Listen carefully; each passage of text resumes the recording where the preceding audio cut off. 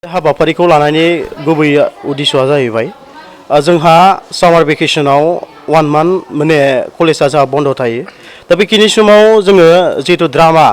नैबे वर्कशपआव फैनानै जोंनि फरायसा लोगो बिथांमोना जितु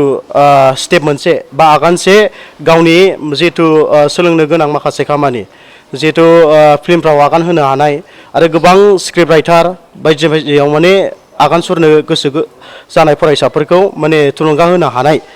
बेखौ साननानै जोङो नैबे हाबाफारिखौ जोङो लानाय जादों।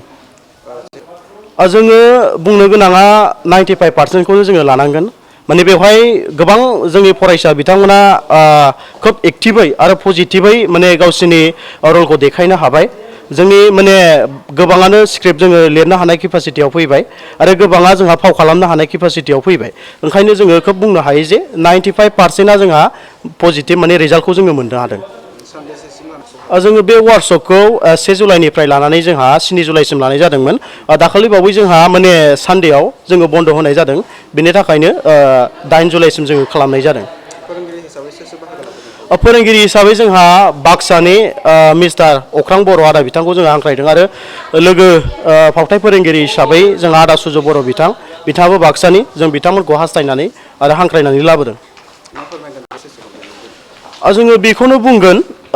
जोङो स्पेसियेलि कलेजफोरखौ बुंगोन आरोना जिहेतु सामार भेकेसन समाव गोबां स्कुल कलेजफोराव नैबेफोरबायदि हाबाफारिखौ लायोबा माखासे एवारनेस जायो आरोना जिहेतु सोलोंनो मोनो गोबां माने ड्रामाल' नङा बेवहाय गोबां कालसारेल वार्कशपफोर लानो हायो एजुकेसन माने कचिं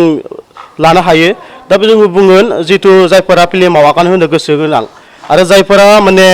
फाव खालामनो गोसो जायो बे बिथांमोना जिहेतु नैबेबायदि हाबाफारि लानायनि गेजेरजों गावखौ सासे इयुनाव फावथायगिरि खालामनो आरो फेशन श'आव बाहागो लानो आरो स्क्रिप्ट राइटार जानायाव माने हेफाजाब मोनो बेनिखायनो आङो बुंनो सानगोन जिहेतु जोंनि रायजो राजाफोरा जिहेतु नैबेबायदि समाव आरो बन्द थानाय समाव नैबेबायदि हाबाफारिखौ लायोब्ला मोजां जायो मानोना जोङो गोबां सुबुंफोरखौनो जोङो सासे जाफुंनायाव मदद होनो हायो बेनिखायनो नैबेबायदि हाबाफारिखौ लानाया गोनांथार होननानै आङो बुंनो सानो।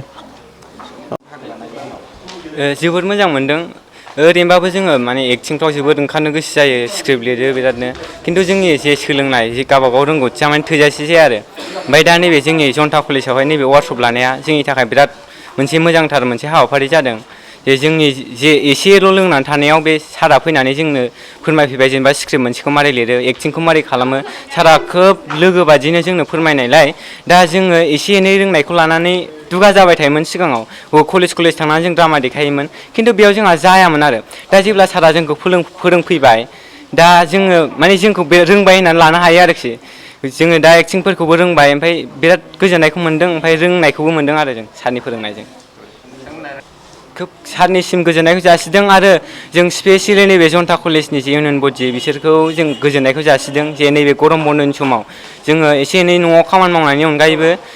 खायसेया मावालासिनो ओरैनो थानाय जायो दा बेवहाय जों ड्रामा वार्कशप लानायनि गेजेरजों जोंनि टाइमाबो ओरैनो थाङाखै आरो जोङो नैबे ओरैनो थानाय समावबो रोंगौथि मोनदों बेनि थाखाय। जोङो जेन'ब्ला बाहाय जोङो खौसेयै दिनैहाय 7 सान जाबाय गोसोखौ जोबोद मोजां मोनदों आरो लोगोसे जोंनिनो जनता कलेजनि फरायसालिमानि फोरोंगिरि गाहाय सार डक्टर सुबुं आरो जोंनि कलेजनिनो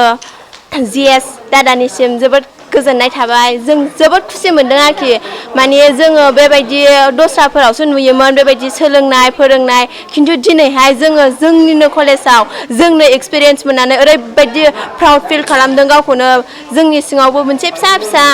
माबा मोनसे खालामनो हानायनि गोहो दं जों बेखौ दिनैहाय मोननो हादों आरो सारनिफ्राय एसेनोसै।